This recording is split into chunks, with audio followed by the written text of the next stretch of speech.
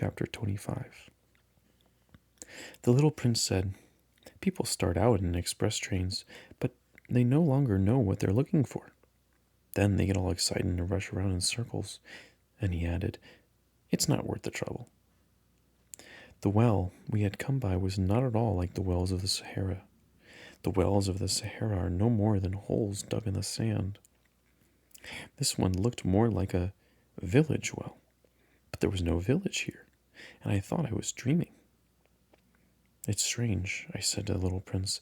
"Everything is ready. The pulley, the bucket, and the rope." He laughed, grasped the rope, and said, "The pulley working. Set the pulley working." And the pulley groaned the way an old weather vane groans when the wind has been asleep after a long time. "Hear that?" said the little prince. "We've awakened this well, and it's singing." I didn't want him to tire himself out. "Let me do that," I said to him. "It's too heavy for you." Slowly, I hoisted the bucket to the edge of the well.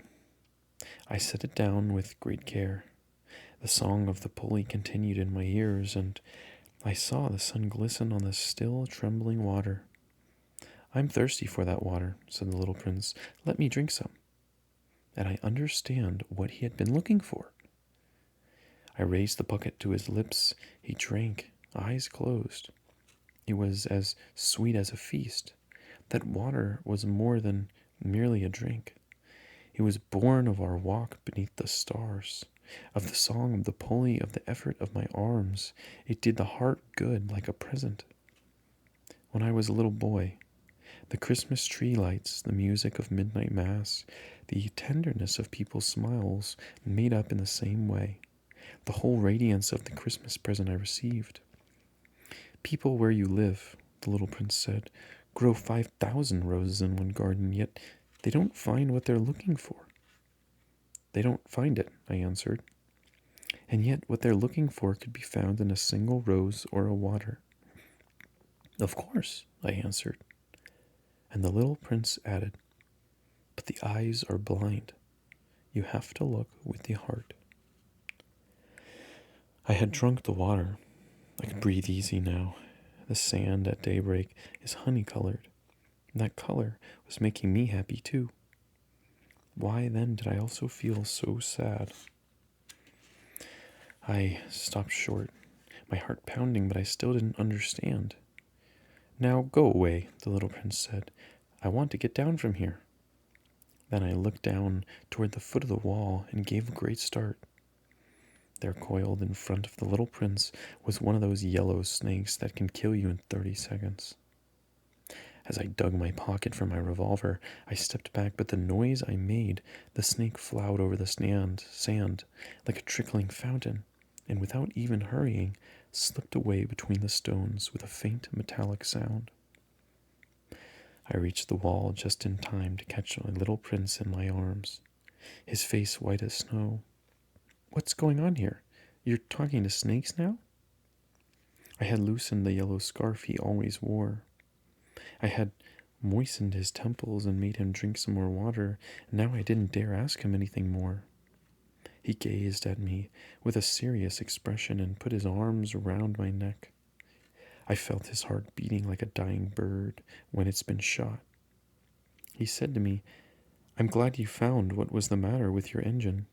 Now you'll be able to fly again." "How did you know?" I was just coming to tell him that I had been successful beyond all hope.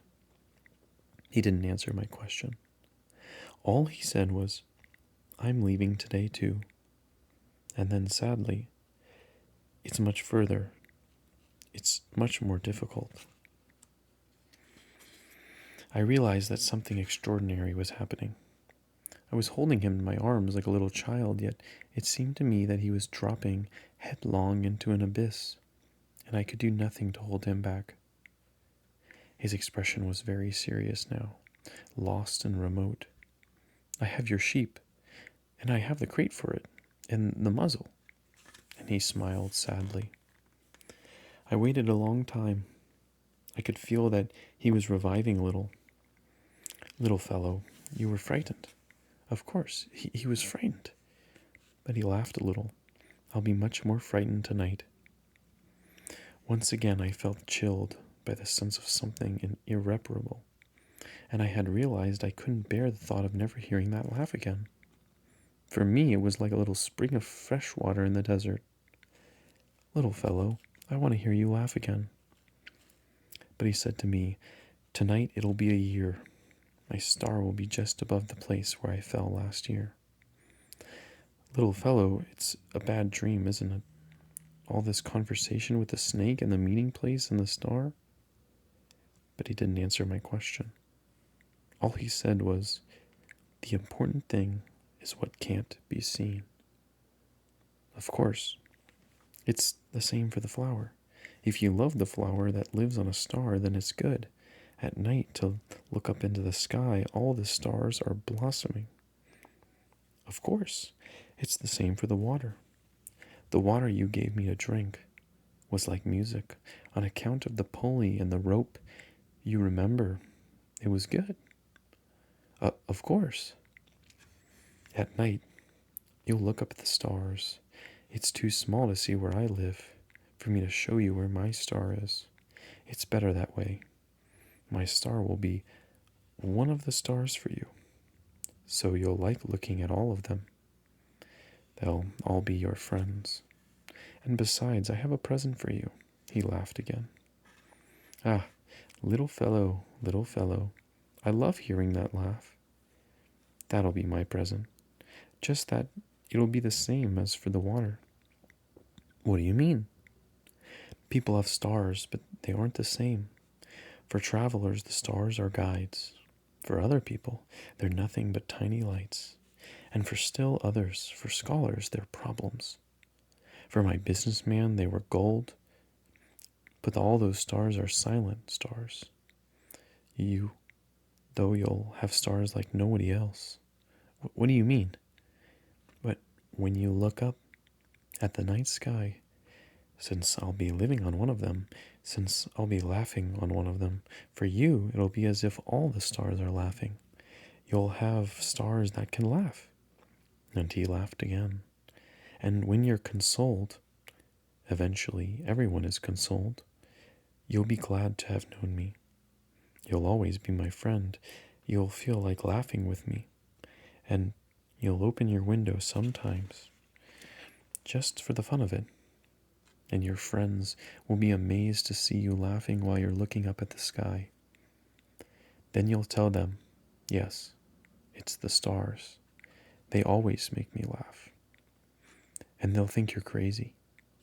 It'll be a nasty trick I played on you. And he laughed again. And it'll be as if I had given you, instead of stars, a lot of tiny bells that know how to laugh. And he laughed again. Then he grew serious once more. Tonight, don't come. I won't leave you. It'll look as if I'm suffering. It'll look as little as if I'm dying. It'll look that way. Don't come to see that. It's not worth the trouble. I won't leave you. But he was anxious. I'm telling you this on account of the snake. He mustn't bite you. Snakes are nasty sometimes. They bite just for fun. I won't leave you. But something reassured him. It's true they don't have enough poison for a second bite. That night I didn't see him leave. He got away without making a sound. When I managed to catch up to him, he was walking fast with determination. All he said was, "Oh, you're here." And he took my hand, but he was still anxious. "You were wrong to come. You'll suffer. It'll look as if I'm dead, and that won't be true." I said nothing. "You understand it's too far. I can't take this body with me, it's too heavy." I said nothing. "But it'll be like an old abandoned shell. There's nothing sad about an old shell." I said nothing. He was a little disheartened now, but he made one more effort. "It'll be nice, I'll be looking at the stars, too. All the stars will be wells with the rusty pulley, and all the stars will pour out their water for me to drink. I said nothing. And it'll be fun. You'll have 500 million little bells, and I'll have 500 million springs of fresh water. And he, too, said nothing, because he was weeping. Here's the place. Let me go alone. And he sat down because he was frightened. Then he said, you know, my flower, I'm responsible for her, and she's so weak and so naive. She has 4 ridiculous thorns to defend herself against the world. I sat down too, because I was unable to stand any longer. He said, there, that's all. He hesitated a little longer, then he stood up. He took a step. I couldn't move. There had been nothing but a yellow flash close to his ankle. He remained motionless for an instant. He didn't cry out. He fell gently, the way a tree falls. There wasn't even a sound because of the sand. Chapter 27. And now, of course, it's been 6 years already. I've never told this story before. The friends who saw me again were very glad to see me alive. I was so sad, but I told them all, it's fatigue. Now I've somewhat consoled. That is, not entirely. But I know he did not get back to his planet because at daybreak I couldn't find his body. It wasn't such a heavy body. And at night I love listening to the stars. It's like 500 million little bells. But something extraordinary has happened. When I drew that muzzle for the little prince, I forgot to put in the leather strap. He could have never have fastened it on his sheep. And then I wonder, what's happened there on his planet? Maybe the sheep has eaten the flower. Sometimes I tell myself, of course not. The little prince puts his flower under glass and he keeps close watch over his sheep. Then I'm happy, and all the stars laugh sweetly. Sometimes I tell myself anyone might be distracted once in a while, and that's all it takes. One night he forgot to put it under glass, or else the sheep got out without making any noise during the night. Then the bells are all changed into tears. It's a great mystery for you, who love the little prince too. As for me, nothing in the universe can be the same if somewhere, no one knows where, a sheep we never saw has or has not eaten a rose. Look up the sky. Ask yourself, has the sheep eaten the flower or not? And you'll see how everything changes. And no grown-up will ever understand how such a thing could be so important. This was The Little Prince. Such a beautiful book. I hope you enjoyed this reading. If you enjoyed, please like, subscribe, and let me know below, what book should I read next? Thank you, and have a great day.